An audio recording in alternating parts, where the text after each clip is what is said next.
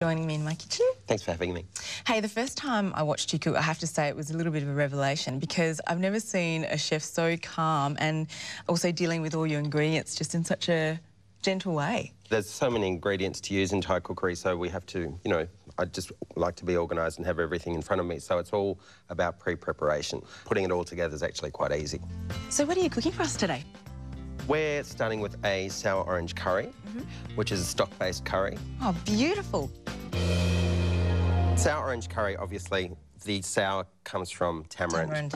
I bought the tamarind in block form and I've been soaking it for a while in warm water, and what we need to do is just make that into a paste, and then if you can just... Squish it through? Squish it through that. How much do you need? I need about a cup. Okay. And I'll just start blending the paste. So what I've got in there is the lemongrass, eschalots, dried shrimp, chilies and garlic. So I'm just going to put some lime leaves into the stock there, and I'll also put a little bit of lemongrass stalk in there as well. It's just a basic white stock where I've just brought the fish to the boil, I've skimmed it, and then all I've put in there is some shallot and some ginger. Okay. Because these types of ingredients are quite volatile when you don't cook them off properly, aren't they?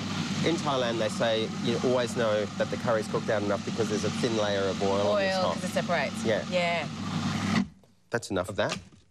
So just adding the paste into the stock. Just let that simmer gently as opposed to rapidly boiling it and get that rawness out. Beautiful. Well, I might get on with some of my dish. Okay, cool.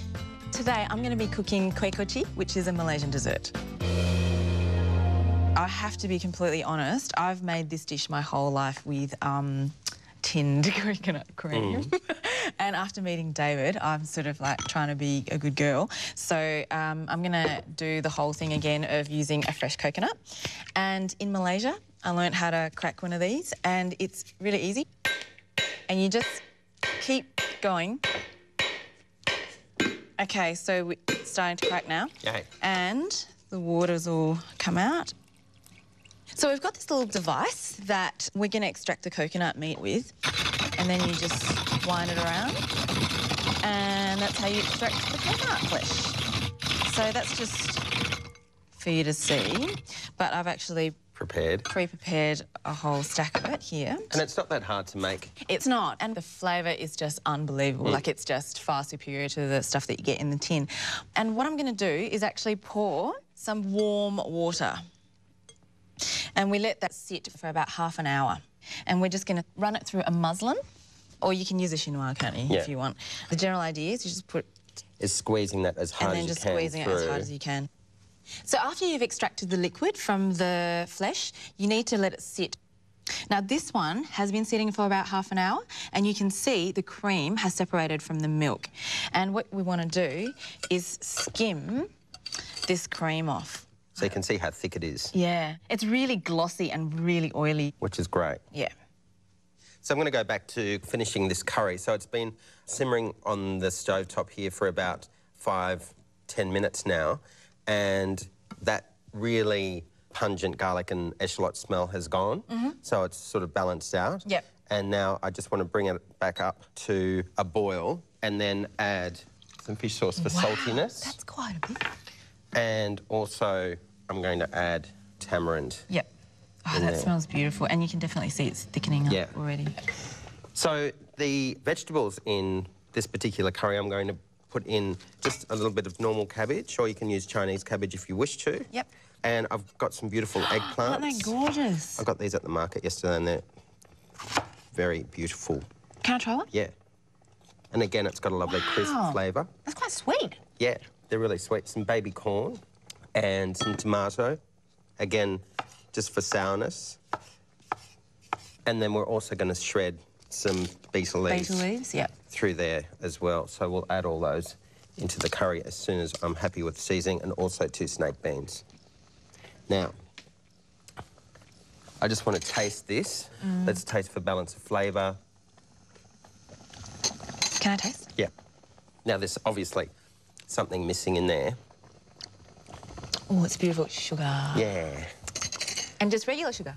Just white sugar in this one, so it's just a small amount, and it is it's sour and salty. I love it. That's like That's really my Some thing. people would eat it like that. Yeah. But when you add it to this, it's really going to balance those flavours out. Yeah, definitely. So I'm just going to add the vegetables now.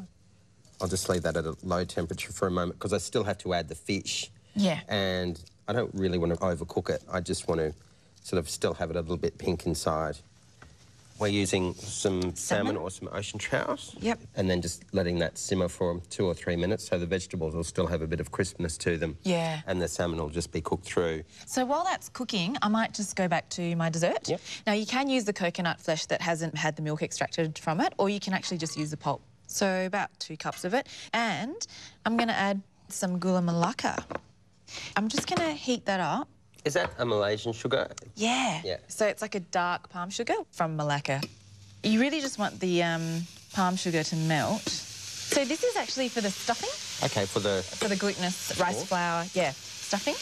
Now, if you're using desiccated coconut, which is the other option, you do have to braise it down with quite a bit of coconut milk to sort of rehydrate it again so it's just a little bit tender. Otherwise, it's just a little bit too splintery in your mouth. That looks great, and it smells really good too. And I will add a pinch of salt because you'd be familiar with salt is a real friend of the coconut. People that have come from different disciplines are just discovering it with like your salty caramels and all that kind of stuff. But we've known it for ages, haven't we? I know. And talking about salty, my curry's ready. And I just want to shred some betel leaves because I want to put that on top of my curry to give it a little bit of a garnish. And I also just chop a little bit of coriander through it as well. And then spoon my curry into this lovely serving bowl. Again, I didn't want to cook the salmon too much because I don't want it to break up. Oh, that looks beautiful. And obviously smells amazing. the most important thing is the sauce. Yep. And then we can taste it, but I do want to garnish it with that. Can't wait to taste it. I'm going to eat out of the pot and you can eat out of the bowl. Okay. Wow. And it's good with oily fish. That is unbelievable. And obviously, eating it with rice. And you really can feel that that's a really healthy dish. Yeah. So clean and vibrant. You can have some of this eggplant. And you could squeeze some lime juice into it as well. Really? If you wanted to. Yep. Just give it a little bit more of a lift. More of a zing. The eggplant's still got crunch to it, so everything's really fresh still. It's just gorgeous. You've really maintained the vitality of all the ingredients. And the balance of it. And what we did before was, you know, when I added the fish sauce and the tamarind, you said, oh, God, that's a lot of fish sauce. Yeah. But again, we had a lot of liquid to play with. So we needed to add that amount of fish sauce, then the tamarind, and then balancing it out with the sugar. So this is my coconut mixture cooled, but I actually decided I wanted to inject a little bit more flavour into it, so I just shredded some pandan leaf into it. And I'm going to do the dough now, and first I need to make my pandan extract, which is literally just the leaves chopped up and put through a little blender. Just like, you know, when we did the coconut before, you're pulverising it with the water and then squeezing all the juice out of it. Yeah. Beautiful. That's exactly what we're looking for. Smells really good. It does, doesn't it? Yeah. So that's our Asian vanilla done. Beautiful green colour. Okay, so I can start kneading the dough. So this is just 250 grams of glutinous rice flour. So this flour is a lot more sticky, basically, than normal rice flour. Yeah, exactly. So I've tipped that all in. And then I'm just going to spoon in some coconut milk. Now, some people will just knead this with water, but I just want to reinforce the coconut flavour. So you can see that lovely green colour coming out. Yeah. And it will just flavour the dough beautifully. Do you need to let it rest? No. You can just use it right away. Wow. And it's not really about kneading it to smooth. It kind of smooths out on its own. It's really just gathering all the... Gathering it all together. The flour, yeah. OK, so that's it. What are you up to? Well, we're going to do a crispy fish salad, which we're going to use flathead fillet. Oh, beautiful. So we're going to dry that flathead fillet out, and I need to add some salt to it. And I'm just going to add a little bit of fish sauce. To draw the liquid out, To draw the liquid out. And then I'm just going to take it over to this tray and just lay it on to a drying rack that we're going to put in the oven. And then dry them for about 2 hours on 90 degrees. Right, on really low heat. You want to just kind of dehydrate it as opposed to... Basically, yeah. So, Marty, while your fish is drying, I'm going to get on with my dessert. So I've got this dough that I've made here. I'm just actually going to cover that with a bit of wet paper toweling. And what I've got here is fresh banana leaves. Yep.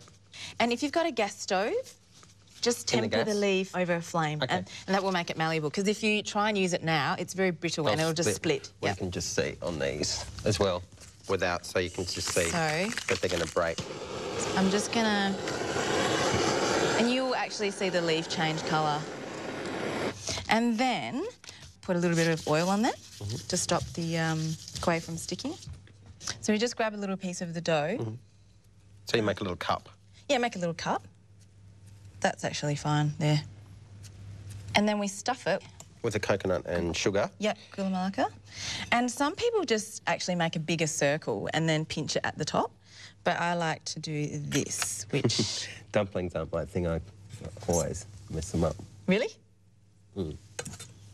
Because I find like you end up with a bit too much dough the other way. So I like to do it this way. And then, it's a little bit fiddly. You make a little sort of pyramid, like so. And then you just stuff them in? Yeah, and then you just put this little guy in there. And then fold it into 4.